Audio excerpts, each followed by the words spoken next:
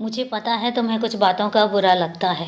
तुम्हें बुरा लगता है कि जब लोग मुफ्त की सलाह देने चले आते हैं, तुम्हारी ज़रा सी कमज़ोरी उन्हें पता नहीं चलती और वो तुम्हें ऐसे सलाह देने चले आते हैं जैसे उनके पास सलाहों का भंडार है और जैसे कि वो बिल्कुल सर्वगुण संपन्न हैं। ऐसा नहीं होता है, पर इंतज़ार करो, ये वक्त उनका है, उनको बोलने दो और एक काम ज़रूर किया करो। उनमें से जो कुछ सार्थक शब्द हैं उनको ग्रहण करो, जो तुम्हें लगता है कि तुम्हारे जीवन में उपयोगी है, जो तुम्हारे जीवन को आगे बढ़ा सकता है, उन शब्दों को, उन वाक्यों को ग्रहण करो और उसके अलावा बाकी सब चीज़ों को तुम अपने बगल में जाने दो, उनको नज़रअंदाज करो। और एक दिन ऐसा आएगा कि तुमसे लोग सलाह लेने आएंगे। आज जो लोग तुम्हें सलाह देने आते हैं ना, वो तुम्हारे संस्कार, वो तुम्हारी प्रतिभा, वो तुम्हारे उन्नति को देखकर तुमसे सलाह लेने आएंगे कि वो कैसे काम करें, उनको कैसे काम करना चाहिए। रुक तो जाओ तुम, अभी से क्यों विचलित हो जाते हो और इतने बेचैन हो जाते हो। मुझे पता है तुम्हें अपने घर की तकलीफ़ें किसी और को बताना बिल्कुल पसंद नहीं है, मैं जानता हूँ और मुझे अच्छा भी लगता है, क्योंकि हकीकत यही है कि तुम्हारे घर की तकलीफ़ सिर्फ तुम दूर कर सकते हो और मैं दूर कर सकता हूँ और कोई दूर नहीं कर सकता।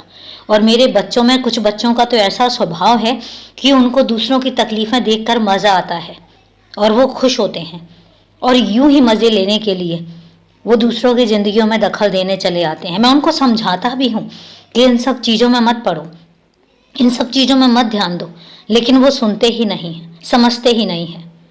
चलो, उनकी करनी है, वो जैसा कर्म करेंगे वैसा ही फल उनको मिलेगा। लेकिन मुझे अच्छा लगता है तुम्हारा कि तुम अपने घर की तकलीफ़ें सिर्फ खुद दूर करना चाहते हो, किसी और को बताना भी नहीं चाहते हो। तुम सिर्फ अपनी तकलीफ़ें मुझसे कहते हो और तुम यकीन नहीं मानोगे, मैं इतना खुश होता हूँ। मुझे ये लगता है कि मेरा बच्चा इतना समझदार कब से हो गया, कब से इतना समझदार हो गया कि उसको अपनी तकलीफ़ें सिर्फ अपने घर तक सीमित लगती हैं और उसको लगता है कि उसके घर की तकलीफ़ें वो और उसका बाबा दूर कर सकता है और इसके अलावा कोई और नहीं। मैं जानता हूँ मेरे बच्चे, तुम तकलीफ़ों के भंडार से निकले हो। आज भी तुम्हारी ज़िंदगी से तकलीफ़ें दूर नहीं हुई हैं, लेकिन उसके बावजूद भी तुम्हारा यूँ हौसले के साथ खड़ा होना, तुम्हारा यूँ फिर बार बार मेहनत करना और बार बार मेहनत करके मुझे मुकाबला देना कि मैं तुम्हें कब तक सफल नहीं करूँगा, अच्छा लगता है। अच्छा लगता है जब तुम मेरे सामने आकर डटकर खड़े हो जाते हो कि तुम मेहनत करते रहोगे, इसके बाद देखते हैं कि मैं तुम्हें कब तक सफल नहीं करता हूँ। तुम तैयारी करते रहोगे, तुम नई से नई चीज़ें खोज कर अपने काम में लगे रहोगे और अपने बाबा से कहते हो कि अब देखो बाबा, कब तक सफल नहीं करोगे।